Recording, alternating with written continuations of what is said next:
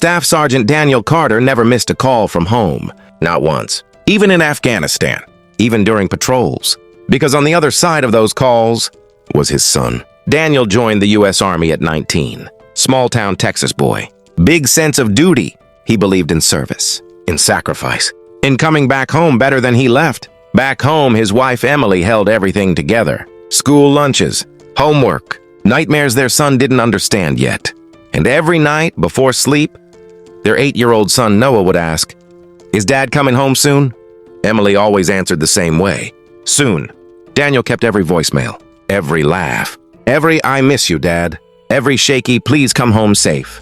He listened to them at night, alone in his bunk, when the base finally went quiet. One evening before a long mission, his phone buzzed. A new voicemail, Noah's voice. "Hi, Dad. Mom says you're busy. I just wanted to tell you I scored my first goal today. I wish you saw it. I love you." Daniel closed his eyes and replayed it twice. The mission was supposed to be routine. In and out. That's what they always say. The next morning, Emily's phone rang. An unknown number. She knew. Before she answered, the funeral was held under a clear blue sky. An American flag folded perfectly, a bugle playing softly. Noah stood still. Too still for a child. He didn't cry. He just asked one question.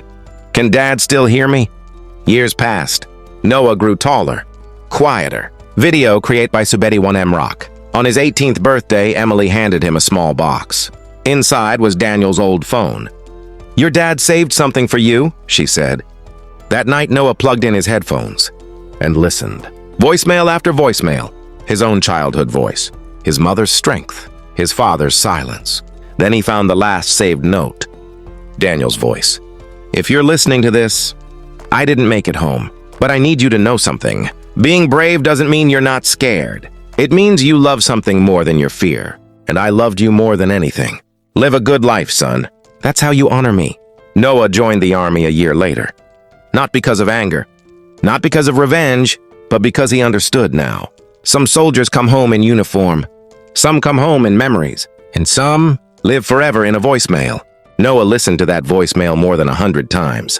Sometimes in his car, sometimes late at night when the world felt too quiet. Each time his father's voice sounded the same, calm, steady, unbroken, like he was still standing watch somewhere. On difficult days, Noah almost deleted the message, not because it hurt too much, but because it reminded him of what he could lose. If he ever stopped being strong, he never deleted it. Years later, during basic training, Noah stood in formation under the hot sun. His legs burned.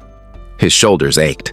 Sleep was a luxury. One night, after lights out, he pulled out his phone and listened again. Just once. Not for comfort. For direction. When his drill sergeant yelled, Noah didn't flinch. When others quit, Noah stayed. Not because he was fearless, but because someone once taught him that fear is something you carry, not something that carries you. Emily kept Daniel's medals in a small wooden box.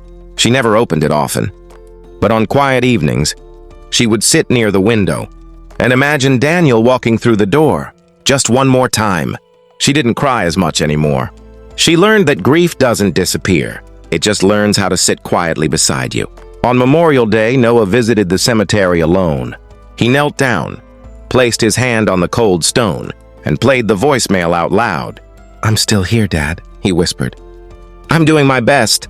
The wind moved gently through the trees, and for a moment, that felt like an answer. Some people think heroes are remembered by statues, or medals, or history books, but most heroes live on in smaller ways. In habits, in choices, in voices saved on old phones. Daniel Carter never made it home, but his words did.